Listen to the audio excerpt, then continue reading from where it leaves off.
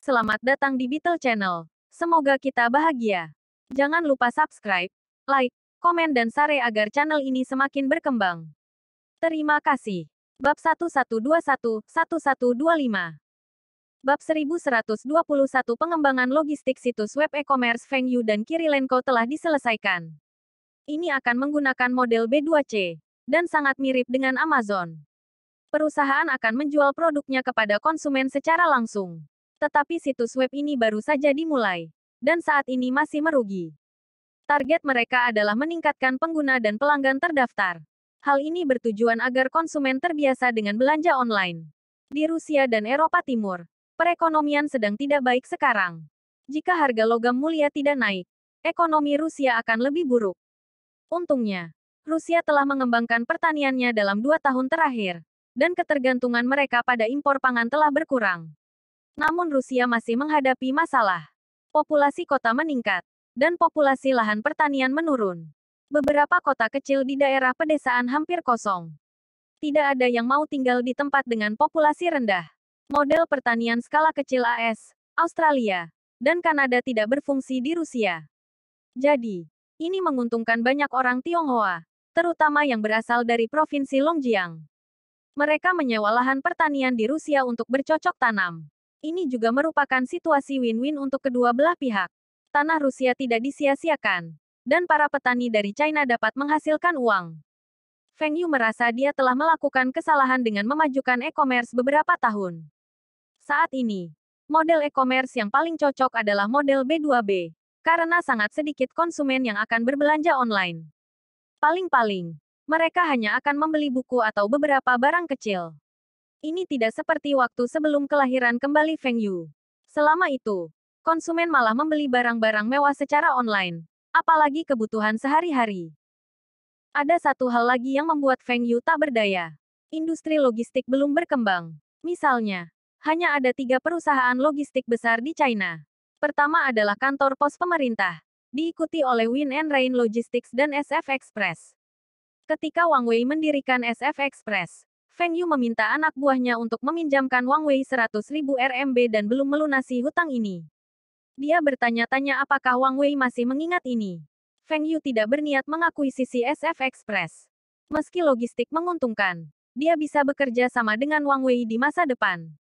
Kadang-kadang, Feng Yu bertanya-tanya bagaimana Wang Wei akan membalasnya jika dia muncul dan memberitahu Wang Wei bahwa dia telah meminjamkan uang kepadanya untuk mendirikan perusahaannya. Akankah Wang Wei mengembalikan Feng Yu 10 kali, 100 kali lipat dari jumlah pinjaman? Atau akankah dia menawarkan saham? Tapi tidak peduli bagaimana Wang Wei akan membalasnya, ekspresinya pasti tak ternilai harganya. Akankah Wang Wei memberi Feng Yu semua yang dia miliki? Jika itu Feng Yu, dia tidak akan pernah melakukan itu. Paling-paling, dia akan menawarkan setengah dari kekayaannya kepada pihak lain. Tetapi jika pihak lain menginginkan lebih, dia tidak akan setuju. Feng Yu tidak ingin menggunakan bantuan ini untuk memaksa Wang Wei membayar utangnya. Tetapi Feng Yu masih menginginkan sesuatu. Wang Wei adalah orang yang tertutup dalam kehidupan Feng Yu sebelumnya. Dia tidak menerima wawancara, dan sangat sedikit berita tentang dia di internet. Perusahaannya tidak menerima investasi apapun dan tidak terdaftar. Meskipun banyak orang memberitahu Wang Wei bahwa jika SF Express terdaftar, dia akan menjadi salah satu miliarder top China atau bahkan Asia. Tapi Wang Wei bertanya pada orang-orang itu, mengapa saya harus membiarkan SF Express terdaftar? SF Express berjalan dengan baik dan tidak kekurangan dana untuk pengembangan. Mengapa saya harus membiarkan perusahaan terdaftar dan berbagi keuntungan dengan orang lain? Bukankah lebih baik bagi saya untuk berbagi sebagian keuntungan dengan karyawan saya? Feng Yu menyukai sikap Wang Wei dan ingin berteman dengannya. Logistik angin dan hujan telah sepenuhnya mencakup 3 provinsi di wilayah timur laut hingga Beijing, termasuk semua kabupaten di sana. Tetapi dari Beijing ke wilayah selatan, mereka hanya dapat mencakup beberapa provinsi dan kota besar. Bahkan kantor pos pemerintah lebih baik dari mereka. Tapi Win and Rain Logistics memiliki layanan pelanggan yang lebih baik dan lebih cepat. Setidaknya, sebagian besar pelanggan akan memilih mereka untuk pengiriman antar provinsi karena harganya sedikit lebih murah.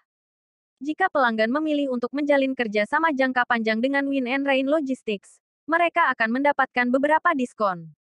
Provinsi pesisir dan selatan dari Changjian adalah wilayah SF Express. Mereka mencakup semua kota, kabupaten, dan bahkan Hong Kong dan Makau. Adapun wilayah Cina lainnya, mereka hanya dapat mengirim ke kota-kota utama provinsi. Seperti ini, kedua perusahaan logistik itu telah mencakup seluruh China dan hanya tertinggal sedikit di belakang kantor pos pemerintah. Dibandingkan dengan masa sebelum kelahiran kembali Feng Yu, mereka jauh lebih kuat daripada banyak perusahaan logistik. Dalam kehidupan Feng Yu sebelumnya, selain kantor pos pemerintah dan SF Express, ada Yunda Express, Kuayue Express, Tiantian Express, Beijing ZJS Express, dan Tongzi Express, 4 perusahaan logistik utama di Tiongkok. Ada juga perusahaan logistik asing yang beroperasi di China, seperti FedEx, DHL, Dell. Perusahaan logistik ini telah membantu meningkatkan perkembangan e-commerce. Banyak dari perusahaan ini bahkan menjamin pelanggan bahwa mereka akan menerima barang tersebut keesokan harinya setelah pembelian. Perusahaan logistik menciptakan pekerjaan populer baru, kurir pengiriman. Hanya SF Express saja, mereka mempekerjakan lebih dari 300.000 kurir. Seharusnya ada beberapa juta kurir yang bekerja untuk perusahaan logistik di China. Sekarang, SF Express hanya memiliki sedikit lebih dari 1.000 truk pengiriman dan mempekerjakan sekitar 20.000 karyawan. Win and Rain Logistics memiliki lebih dari 2.000 truk dan hanya memiliki sekitar 30.000 karyawan. Dibandingkan dengan kehidupan Feng Yu sebelumnya, SF Express memiliki pesawat kargo. Tapi Win and Rain Logistics dan SF Express masih bisa mempertahankan keuntungannya. Meskipun skala mereka tidak sebesar perusahaan logistik di kehidupan Feng Yu sebelumnya, mereka masih baik-baik saja. Rusia jauh lebih buruk daripada di Cina. Perusahaan logistik mereka baru saja didirikan. Jika Kirilenko dan Feng Yu tidak menggunakan layanan mereka, keuntungan mereka akan turun lebih dari 90%. Feng Yu menyadari bahwa dia terlalu cemas. Dia tidak mendapatkan keuntungan apapun dengan menjadi yang pertama memasuki industri. Sebaliknya, dia akan menderita kerugian ketika memulai bisnis e-commerce sekarang. Misalkan Feng Yu telah memulai perusahaan logistik dan situs web e-commerce 2 tahun kemudian. Kalau begitu, dia masih bisa menempati pasar Eropa Timur, dan investasinya akan jauh lebih rendah. Sampai sekarang Feng Yu menyadari bahwa dia telah membuat kesalahan besar tanpa sadar. Feng Yu memutuskan untuk bertanya kepada orang lain, seperti Zhong Qingxian, Kameda Masao, Fu Rongqi, Dell, untuk pendapat mereka sebelum memutuskan. Setidaknya, mereka jauh lebih baik daripada Feng Yu di banyak bidang.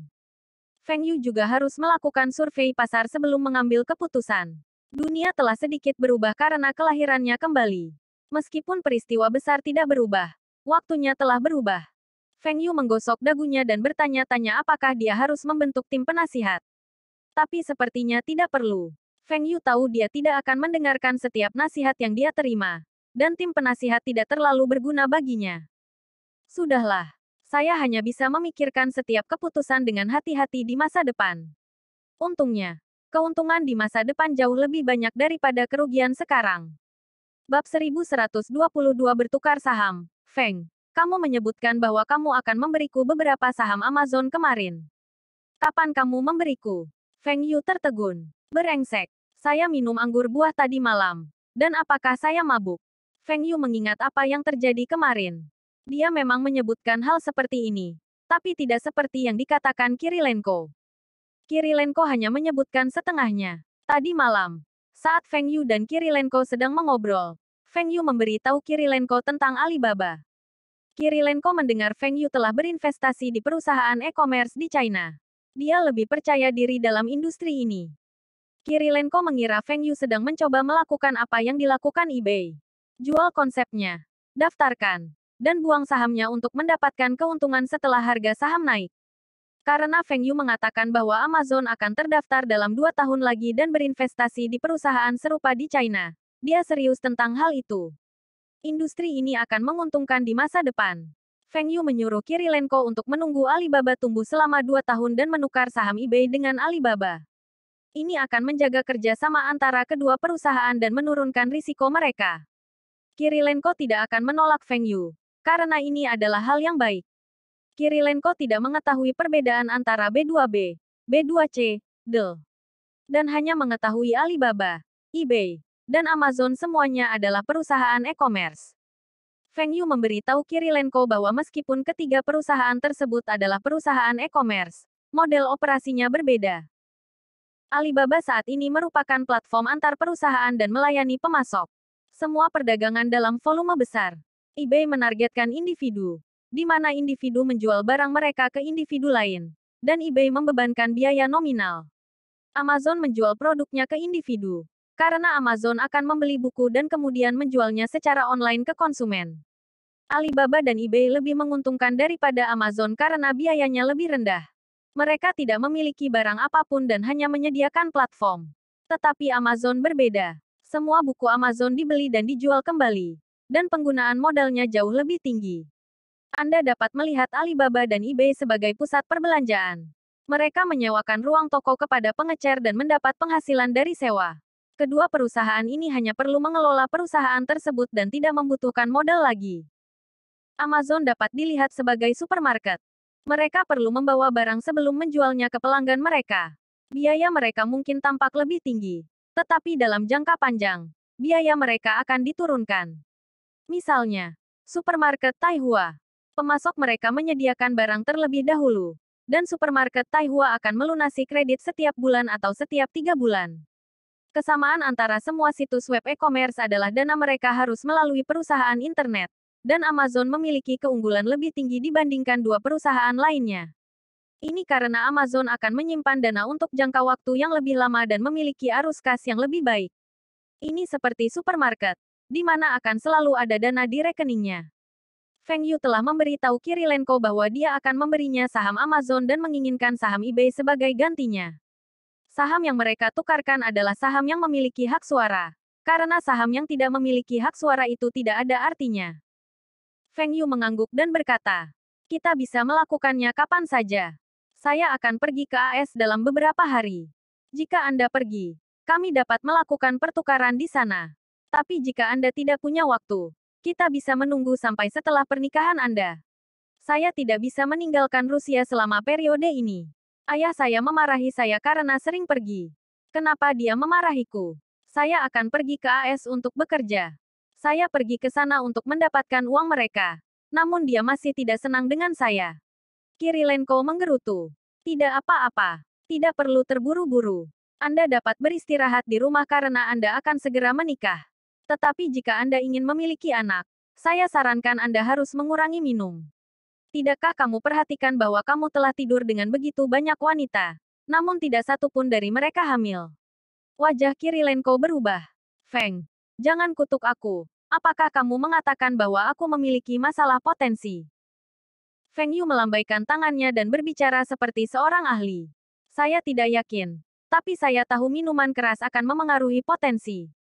Misalnya, saya bisa melakukannya beberapa kali dalam semalam dan tidak membutuhkan bantuan Viagra. Bisakah kamu?" Feng Yu mengatakan ini dengan bangga. Meski Viagra diproduksi oleh perusahaannya, dia tidak perlu menggunakannya. Obat itu untuk pecundang. Tiba-tiba Kirilenko tertawa. "Saya memiliki masalah potensi. Saya pikir Anda adalah orang yang memiliki masalah. Saya sudah punya anak di AS. Tidak perlu menatapku seperti ini.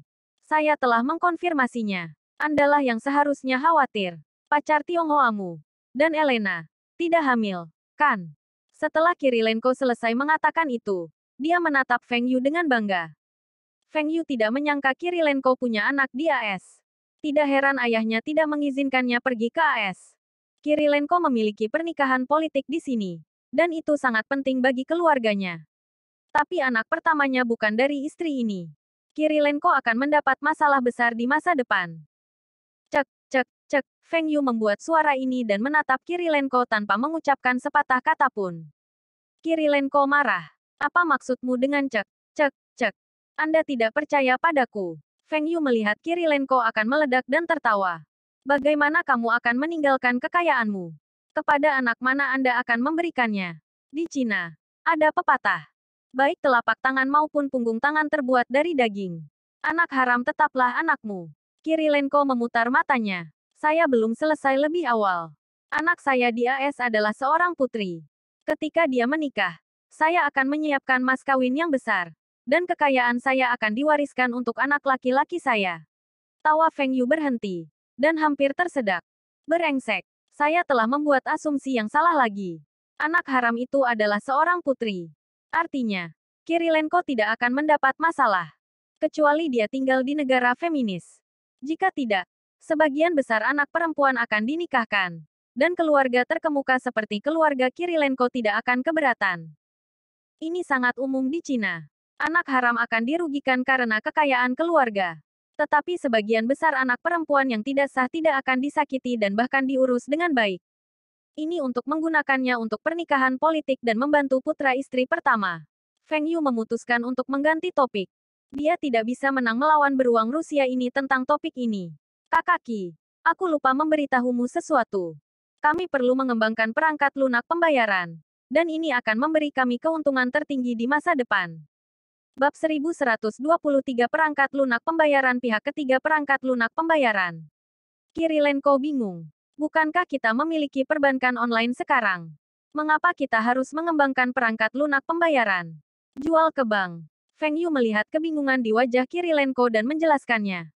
Kaki, website e-commerce kita ada dua bentuk pembayaran kan? Satu jenis adalah pembayaran terlebih dahulu sebelum pemasok mengirimkan barang. Dan yang lainnya dibayar setelah barang diterima. Bukan? Itu benar. Salah satunya adalah melalui transfer bank. Dan yang lainnya adalah uang tunai. Apa hubungannya dengan perangkat lunak pembayaran? Perangkat lunak pembayaran ini disebut platform pembayaran pihak ketiga, yang juga disebut perantara kredit. Lihat mode pembayaran kami saat ini. Pelanggan dapat menolak barang jika mereka memilih uang tunai setelah menerima barang. Kami akan mengalami kerugian pada transportasi. Ini juga akan membuat persediaan barang. Kami tidak punya pilihan selain menggunakan mode ini untuk menarik dan membangun kepercayaan dengan pelanggan. Jika pelanggan menggunakan transfer bank, dan produk yang mereka terima berbeda dengan yang dibeli, mereka tidak dapat menolak barang tersebut. Pihak lain telah menerima uangnya. Dan apa yang dapat Anda lakukan? Akan terlalu merepotkan untuk meminta pengembalian uang, dan pelanggan akan merasa tertipu. Saat ini, harus ada platform pembayaran pihak ketiga, yang merupakan perangkat lunak yang akan kami kembangkan. Pembeli akan membayar kami terlebih dahulu, dan kami akan memberitahu penjual untuk mengirimkan produk. Ketika pembeli menerima produk dan mengonfirmasinya, kami akan melepaskan pembayaran penjual. Dengan cara ini, kami akan membentuk perlindungan bagi kedua belah pihak. Jika pembeli menganggap produk bermasalah, mereka dapat mengajukan keluhan, dan situs web akan memverifikasinya. Pembayaran belum dirilis ke penjual, dan lebih mudah bagi pembeli untuk mendapatkan pengembalian uang. Tidak akan ada masalah di mana penjual menolak untuk melakukan pengembalian uang. Pembeli akan dilindungi dan meningkatkan kredibilitas situs web kami. Juga, dapat mengganti pembayaran tunai setelah menerima barang. Ini akan mencegah pemborosan biaya transportasi. Pembeli harus mengembalikan barang sebelum mereka bisa mendapatkan pengembalian dana. Ini akan mencegah kerugian yang tidak perlu bagi penjual. Kirilenko mengerti apa yang dibicarakan Feng Yu dan bertanya, mengapa orang lain akan mempercayaimu? Menjadi perantara kredit perlu memberikan jaminan dan harus memiliki rekam jejak kredit yang baik agar orang dapat mempercayai Anda. Feng Yu menunjuk Kirilenko dan dirinya sendiri. Kami amanah. Kami akan menjadi penjamin untuk perangkat lunak pembayaran pihak ketiga kami. Dengan aset kami, pelanggan akan mempercayai kami karena kami tidak akan menipu uang mereka. Juga, bahkan jika uang mereka ditipu, kami dapat memberikan kompensasi kepada mereka. Kami akan menjadi penjamin. Kirilenko tidak memikirkan hal ini. Tapi apa yang dikatakan Feng Yu benar. Tidak ada yang akan mengira bahwa Feng dan dia akan menipu pelanggan dalam jumlah kecil itu. Jumlah pengguna saat ini masih rendah.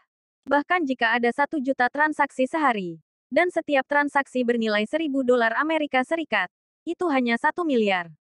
Salah satu dari mereka dapat dengan mudah membelinya. Tunggu, Feng. Apakah bank-bank itu akan setuju? Kirilenko bertanya. Kami harus berdiskusi dengan bank. Kami memberikan jaminan bagi pelanggan dan tidak mengambil keuntungan sepeser pun. Juga, ini akan meningkatkan transaksi. Mengapa mereka akan menolak? Tunggu, kita tidak mengambil untung dari itu. Jika kita akan menjadi penjamin, kita harus memasukkan sejumlah uang. Pengembangan perangkat lunak dan biaya operasionalnya tidak sedikit. Jika kita tidak mendapat untung darinya, kita membuang-buang uang kita. Kirilenko memandang Feng Yu seolah-olah Feng Yu adalah seorang idiot. Tidak, tidak, tidak, kami tidak akan menderita kerugian apapun. Sebaliknya, kita dapat menggunakan perangkat lunak ini untuk menghasilkan lebih banyak uang. Setelah perangkat lunak ini dikembangkan, keuntungan darinya bahkan mungkin lebih tinggi dari situs web e-commerce kami. Izinkan saya memberi Anda contoh sederhana. Lihatlah bank-bank. Saat Anda membuka rekening tabungan di bank, bank akan menyimpan uang Anda dengan aman dan memberikan bunga secara berkala. Tentu saja bank tidak akan mengalami kerugian, karena mereka akan menggunakan uang Anda untuk memberikan pinjaman, investasi, Tapi faktor terpenting dari semua ini adalah transaksi. Tidak masalah jika Anda menyetor atau melakukan penarikan, akan ada transaksi. Transaksi ini adalah tempat semua keuntungan berasal. Kirilenko bingung. Pengetahuan keuangannya terlalu terbatas dibandingkan dengan Feng Yu. Dia mengerti apa yang dikatakan Feng Yu pada awalnya. Tetapi ketika Feng Yu mengatakan keuntungan berasal dari transaksi, dia menjadi bingung. Bagaimana bisa ada keuntungan dari catatan transaksi? Itu hanya rekor. Apakah itu sangat berharga? Jika itu adalah transaksi akuntansi palsu, itu mungkin berharga bagi sebagian orang. Namun, mayoritas orang tidak melakukan akuntansi palsu. Keuntungan apa yang dibicarakan Feng Yu? Apakah Anda tahu tentang skor kredit di AS? Bagaimana mereka menentukan skor kredit seseorang? Melalui transaksi bank orang tersebut. Tabungan Anda, arus keluar, hutang, arus masuk, pelunasan hutang, Apakah Anda mengerti ini? Kirilenko mengangguk dan kemudian menggelengkan kepalanya. Dia tahu tentang kredit skore, tapi dia masih tidak mengerti bagaimana mereka akan menghasilkan uang dari informasi transaksi. Feng Yu dengan sabar menjelaskan. Dari arus masuk bulanan Anda, saya dapat menentukan pendapatan Anda. Dan dari arus keluar bulanan Anda, saya dapat memprediksi sikap konsumen Anda. Transaksi Anda juga akan memberitahu saya apa yang sedang Anda kerjakan dan barang apa yang ingin Anda beli. Semua ini membutuhkan analisis big data. Dan yang kami inginkan dari analisis tersebut adalah kebiasaan konsumen. Melalui transaksi Anda, saya akan mengetahui kebiasaan belanja Anda. Dan saya akan mendapat keuntungan dalam hal beriklan untuk Anda. Saya dapat menunjukkan kepada Anda iklan yang akan Anda minati. Benar. Kirilenko mengangguk. Apa yang dikatakan Feng Yu benar. Dia suka minum. Dan pengusaha yang mencari kerja samanya akan mentraktirnya minum dan menawarkan alkohol yang belum pernah dia rasakan sebelumnya. Dalam kehidupan Feng Yu sebelumnya, banyak orang akan melihat iklan di Taobao terkait dengan pembelian mereka sebelumnya. Bahkan iklan di situs belanja online lainnya juga sama. Ini karena situs web ini menggunakan perangkat lunak pembayaran pihak ketiga yang sama. Data yang dikumpulkan dari perangkat lunak pembayaran pihak ketiga sangat berharga bagi pembeli dan penjual. Selain itu, kami dapat mengetahui produk mana yang lebih populer melalui transaksi ini. Dan kami dapat meningkatkan produksi produk tersebut dan menurunkan biaya kami. Inilah mengapa ada begitu banyak produk populer di internet di kehidupan Feng Yu sebelumnya. Tanpa dukungan big data, siapa yang tahu produk mana yang akan populer dan siapa yang berani memproduksinya dalam volume besar? Dengan perangkat lunak pembayaran pihak ketiga, orang akan mengetahui produk mana yang akan populer. Kirilenko berkata dengan bersemangat. Artinya kita bisa meningkatkan pembelanjaan pelanggan di website kita kan? Ini adalah hal yang baik. Feng Yu, Anda hanya bisa berpikir untuk meningkatkan pengeluaran pelanggan. Tidakkah Anda mempertimbangkan untuk bekerja dengan pabrik-pabrik produksi tersebut untuk memproduksi produk-produk populer itu? Anda juga bisa mendapat untung dengan menjual informasi ini kepada mereka. Bab 1124 Bank Internet. Kaki. Software pembayaran inilah yang membuat saya percaya diri bersaing dengan MNC lainnya. Anda tahu tentang industri keuangan. Tetapi tahukah Anda apa itu internet bank? Dalam kehidupan Feng Yu sebelumnya, Alipay Mayun adalah platform pembayaran pihak ketiga terbesar ketiga di dunia. Skala dan jumlah penggunanya adalah yang tertinggi. Dan pada saat yang sama, mereka memiliki banyak pesaing. Itu berarti banyak orang dapat melihat keuntungan tinggi dari platform pihak ketiga. Dalam kehidupan ini, platform pembayaran pihak ketiga akan muncul lebih awal. Mereka akan digunakan di eBay, Amazon, Alibaba, dan perusahaan internet beruang kutub. Feng Yu akan memiliki kesempatan untuk menguasai 3 pasar utama, Amerika Utara, Cina, dan Eropa Timur. Perangkat lunak pembayarannya akan jauh lebih baik daripada platform pembayaran di kehidupan sebelumnya. Dalam kehidupan Feng Yu sebelumnya, Yahoo, SoftBank, dan tim Mayun bersama-sama mengembangkan teknologi Alipay. Ketika Mayun menjadi CEO, dia memisahkan Alipay ini dan dipindahkan ke perusahaannya sendiri. Keputusan ini kontroversial dan menimbulkan perselisihan antara ketiga pihak. Harga saham Yahoo turun, tapi harga saham Alibaba terus naik karena Alipay. Perkiraan nilai Alipay jauh lebih tinggi daripada grup situs web Alibaba dan menjadi asetnya yang paling berharga. Kirilenko berpikir sendiri setelah mendengar Feng Yu menyebut bank internet. Apa yang begitu sulit untuk dipahami tentangnya? Itu hanya perbankan online. Feng, aku tahu tentang ini. Ini seperti Nasdaq, di mana semua transaksi dilakukan secara elektronik. Saham juga merupakan instrumen keuangan. Lalu saham di Nasdaq semua internet bank kan? Feng Yu mengeluarkan dua cerutu dan memberikan satu ke Kirilenko. Dia mengambil isapan dan berkata, yang dikatakan juga dianggap bank internet. Tetapi bank internet yang saya bicarakan sangat berbeda. Internet bank tidak hanya menggunakan teknologi internet pada instrumen keuangan tradisional. Bank internet kami akan berlangsung online. Terlepas dari pasar, layanan, produk, peraturan, semuanya akan online. Tidak akan ada penghitung fisik. Dan semuanya akan online. Tidak akan ada interaksi tatap muka. Dan bahkan jika Anda menyewa broker, semua komunikasi akan dilakukan secara online. Feng, ini tidak benar. Jika saya menyewa broker dan komunikasinya online, bagaimana saya akan menandatangani kontrak? Bagaimana saya akan membayar gajinya? Dan bagaimana saya bisa mempercayainya? Kirilenko membalas. Inilah saatnya platform pembayaran pihak ketiga kami masuk. Kami akan memberikan jaminan kredit dan melakukan pemeringkatan kredit. Kontrak dapat diunduh dari internet. Dan kedua belah pihak dapat memverifikasi melalui video. Tentu saja, kedua belah pihak perlu mencetak kontrak pada tahap awal dan menandatanganinya. Tapi mereka tidak perlu melakukan itu di masa depan. Ketika sistem nama asli diterapkan, banyak perjanjian dan kontrak tidak lagi memerlukan tanda tangan. Mereka hanya perlu mengklik tombol konfirmasi, dan itu akan selesai. Misalnya, aplikasi seluler perdagangan saham hanya mengharuskan pengguna untuk mengambil video diri mereka sendiri dan mengunggah gambar kartu identitas mereka. Tidak diperlukan tanda tangan. Dan itu mengikat secara hukum. Menggunakan video untuk mengonfirmasi. Kualitas videonya tidak bagus. Saat ini, kualitas video online tidak bagus karena kecepatan internet. Beberapa pengguna biasa tidak memiliki akses ke teknologi ini. Internet berkembang sangat cepat. Dan Anda tidak dapat menggunakan teknologi sekarang untuk menilai produk 3 tahun kemudian. Ponsel dapat mengambil gambar sekarang. Pernahkah Anda berpikir tentang apa yang dapat dilakukan ponsel 3 tahun kemudian? Feng Yu melambaikan telepon angin dan hujannya dan berkata, kamu benar. Apakah itu berarti video online akan menjadi umum 3 tahun kemudian? Di negara maju, itu tidak akan menjadi masalah. Bahkan negara-negara tanpa internet yang baik dapat memungkinkan sebagian besar masyarakatnya untuk online. Selain itu, setelah bank internet ini diperkenalkan, perkembangan internet akan semakin cepat. Mungkin lebih cepat dari yang kami harapkan. Lalu terdiri dari apa saja layanan internet bank ini? Produk apa saja yang ada?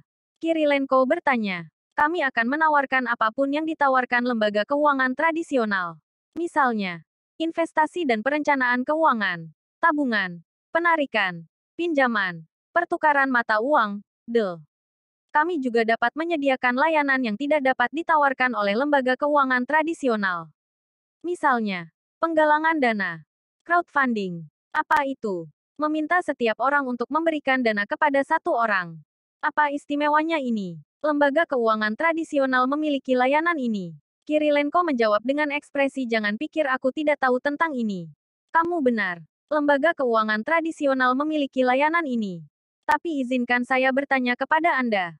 Bisakah lembaga keuangan tradisional mengumpulkan 1 juta dari 1 juta orang? Apa? 1 juta dolar Amerika Serikat dari 1 juta orang. Itu berarti setiap orang harus menyumbang 1 dolar Amerika Serikat. Siapa yang begitu bebas bepergian untuk menyumbangkan 1 dolar Amerika Serikat? Itu benar. Tidak ada orang waras yang akan pergi ke bank untuk menginvestasikan 1 dolar Amerika Serikat untuk sebuah perusahaan. Tapi bagaimana jika sekarang online? Yang perlu Anda lakukan hanyalah mengklik mouse Anda dan memasukkan kode pembayaran pihak ketiga. Semuanya akan selesai dalam 1 menit. Feng Yu tidak mengada-ada 1 juta saham untuk mengumpulkan 1 juta dolar Amerika Serikat. Di kehidupan sebelumnya, seorang penulis ingin menerbitkan buku. Tapi tidak ada penerbit yang mau menerbitkannya karena isinya terlalu sensitif. Tidak menarik, Namun saat itu, penulis memulai crowdfunding. Para penggemar penulis menyumbang masing-masing 1 RMB dan mendanai penulis ini untuk menerbitkan buku ini. Bagi para penggemar, 1 RMB bukanlah apa-apa. Tetapi dengan semua penggemar masing-masing memberikan 1 RMB, itu adalah jumlah yang besar. Beberapa penulis bahkan menggunakan metode ini untuk mengubah novel mereka menjadi video game dan serial TV. Terlalu merepotkan untuk pergi ke bank untuk menyumbangkan $1. Namun jika transaksi ini dilakukan melalui internet, akan jauh lebih mudah. Beberapa penyanyi kecil ingin merilis album mereka. Sutradara baru meminta dana untuk film baru mereka. Dan bahkan warung pinggir jalan meminta dana untuk mendirikan toko. Banyak yang gagal, tapi banyak juga yang berhasil. Ini membuktikan bahwa bank internet dapat melakukan apa yang tidak dapat dilakukan oleh lembaga keuangan tradisional. Ini hanyalah puncak gunung es. Ada terlalu banyak cara menghasilkan uang melalui platform pembayaran pihak ketiga ini. Lihat saja para bankir dari lembaga keuangan tradisional. Siapa di antara mereka yang kehilangan uang? Perusahaan multinasional dari China dan semua bank besar di dunia berada di daftar teratas. Tetapi platform pembayaran pihak ketiga ini akan menjadi institusi yang dapat menyaingi bahkan melebihi mereka. Kaki. Bank internet lebih nyaman dari yang bisa kamu bayangkan. Misalnya, jika Anda ingin mendapatkan pinjaman dan memiliki peringkat kredit yang bagus di platform kami, kami dapat segera mengeluarkan pinjaman.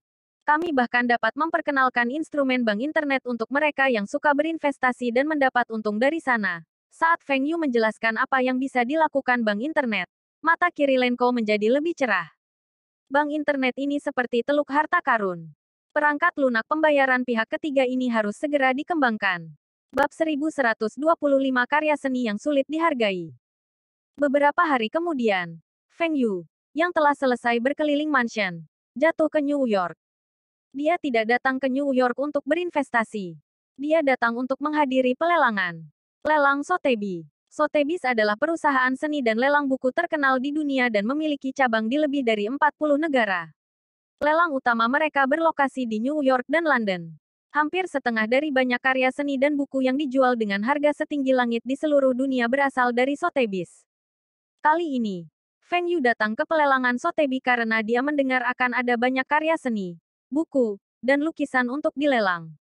Ekonomi global tidak berjalan dengan baik, dan banyak dari mantan taipan internet itu hampir bangkrut. Itu sebabnya mereka harus menjual koleksi seni mereka. Target Feng Yu adalah lukisan cat minyak. Dia ingin membelinya untuk Kirilenko sebagai hadiah pernikahannya. Feng Yu telah meminta Ralph untuk mencari tahu lebih banyak tentang pelelangan ini. Akan ada beberapa lukisan minyak barat yang akan dilelang dan beberapa lukisan terkenal dunia karya Gogh dan Picasso. Ada banyak pelukis terkenal dalam sejarah. Tetapi lukisan Gogh dan Picasso adalah yang paling populer. Bahkan Feng Yu, yang tidak tahu apa-apa tentang seni, pernah mendengar nama mereka.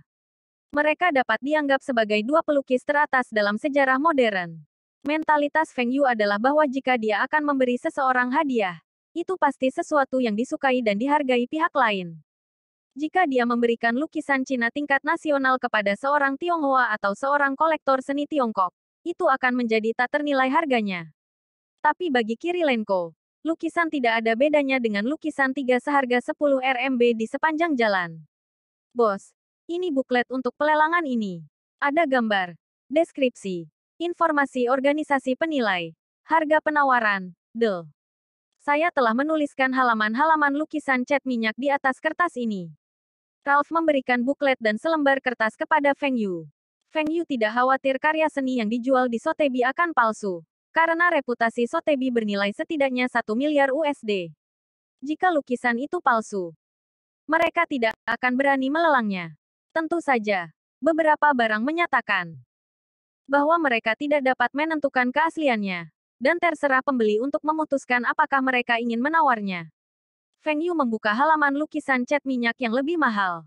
Lukisan pertama Massacre of the Innocents adalah karya seniman Belanda, Peter Paul Rubens. Itu menggambarkan pembunuhan orang tak berdosa dan menangkap emosi para korban. Tawaran awal adalah $40 juta, dan Feng Yu segera melakukannya. Ini bukan tentang harga. Feng Yu tidak keberatan membeli lukisan seharga 100 juta dolar Amerika Serikat untuk Kirilenko karena mereka adalah teman baik selama bertahun-tahun. Tanpa bantuan Kirilenko, Feng Yu tidak akan mengumpulkan pot emas pertamanya dengan mudah. Lukisan ini tentang membunuh dan menunjukkan emosi negatif. Bagaimana dia bisa memberikannya sebagai hadiah pernikahan? Juga, Feng Yu belum pernah mendengar tentang artis ini. Lukisan kedua adalah potret diri karya Vincent van Gogh. Meskipun fotografi tersedia pada masanya, dan ada 3 foto dirinya yang terpelihara dengan baik, dia masih menggambar lebih dari 40 potret diri. Setiap potret dirinya sangat populer di kalangan kolektor. Feng Yu melihat lukisan potret diri di buklet ini. Ini buram dan dalam warna yang aneh. Oh, organisasi penilai telah menulis catatan. Potret diri ini tidak diekspresikan oleh warna-warna cerah dari sebuah foto. Ini menunjukkan nilai artistik melalui penggunaan warna. Nilai artistik karya seni melalui penggunaan warna. Feng Yu tidak dapat melihat nilainya dan tidak tahu bagaimana orang-orang yang mengetahui seni dapat melihat nilainya. Tawaran awal untuk lukisan ini adalah 50 juta dolar Amerika Serikat. Feng Yu mencentangnya. Vincent van Gogh adalah seorang pelukis terkenal. Meski tidak tahu bagaimana mengapresiasi lukisan ini, mungkin tunangan Kirilenko akan menyukainya. Cat ketiga disebut Still Life oleh Paul Cézanne, seorang seniman Perancis. Feng Yu melihat lukisan itu. Itu hanya meja dengan apel, bawang, jeruk, sebotol anggur, piring, taplak meja, gelas anggur, del. Dia tidak bisa melihat apa yang istimewa dari itu. Tetapi tawaran awalnya adalah 42 juta dolar Amerika Serikat. Apakah Anda yakin ini tidak digambar oleh para siswa seni di sekolah? Apa bedanya? Deskripsi lukisan ini adalah, apel ini tidak memiliki politik, tidak memiliki ideologi, tidak memiliki ambisi, tidak memiliki emosi. Apelnya segar dan enak. Itu benar untuk keadaan alaminya. Damai dan tenang. Ini adalah karya seni khusus dengan makna khusus. Feng Yu terkesan dengan orang yang menulis deskripsi ini. Ini hanya apel raja asteris-asteris yang harus digambar oleh setiap siswa seni pemula. Tentu saja, apel tidak bisa memikirkan politik, ambisi, del. Apakah menurut Anda apel ini bisa mencalonkan diri sebagai presiden AS? Arti khusus. Apa artinya? Ada bawang di samping apel. Apakah Anda yakin itu enak? Bagus. Feng Yu juga pernah mendengar nama artis ini, dan dia memberi tanda centang di sebelahnya. Berdasarkan pemahamannya tentang Kirilenko, dia pasti akan menggantungkan lukisan ini di ruang makannya. Feng Yu juga berpikir lukisan ini harus digantung di sana. Ada lukisan Picasso. Feng Yu sangat gembira saat melihat judulnya. Wanita dengan lengan terlipat. Kirilenko pasti akan menyukai lukisan dengan seorang wanita. Feng Yu segera membalik buklet itu ke halaman itu, dan wajahnya berubah. Ini adalah mahakarya dari seniman terkenal. Apakah ini lukisan yang sama yang dipuji semua orang? Feng Yu merasa wanita dalam lukisan itu lebih abstrak dari alien yang dia bayangkan. Bahkan seorang anak dapat menggambar lebih baik dengan krayon. Dia mulai bertanya-tanya apakah lukisan ini digambar oleh Picasso dengan kakinya. Feng Yu akan mengalami mimpi buruk jika lukisan ini digantung di kamar tidurnya. Tapi Feng Yu ingat Picasso dikenal dengan karya seni abstraknya. Dan dia masih menggambar tanda centang di sampingnya. Feng Yu tidak senang dengan beberapa karya seni berikut ini. Senimannya tidak cukup terkenal, atau lukisannya tidak cocok. Misalnya, pemukulan bayi oleh Peter Paul Rubens. Bagaimana Feng Yu bisa memberikan lukisan ini kepada Kirilenko di pernikahannya? Haruskah dia memberitahu Kirilenko, "Kakaki, jangan memanjakan anak itu," setelah memberikan lukisan ini? Kirilenko adalah orang Rusia. Bahkan jika dia orang Tionghoa dan berasal dari wilayah timur laut dan barat laut, di mana keluarga Tionghoa biasa memukuli anak-anak mereka, dia juga akan mengejar Feng Yu untuk memberinya lukisan ini. Feng Yu tidak tahu tentang manuskrip, buku, del. Kirilenko dan tunangannya seharusnya tidak menyukainya. Selain itu tidak mahal. Feng Yu mulai bertanya-tanya. Mungkinkah dia tidak tahu bagaimana menghargai seni? Atau apakah lukisan-lukisan ini dinilai terlalu tinggi oleh para spekulan dan pengusaha demi keuntungan? Jika uang terlibat, semuanya akan berubah. Feng Yu tidak khawatir karena dia kaya. Tapi dia menginginkan sebuah lukisan yang sesuai dengan keadaan. Dari semua lukisan, Still Life adalah hadiah yang paling cocok untuk pernikahan Kirilenko. Tapi apakah Feng Yu benar-benar ingin memberi Kirilenko karya mahasiswa seni untuk digantung di ruang makannya? Bersambung. Terima kasih telah menyaksikan dan mendukung channel ini.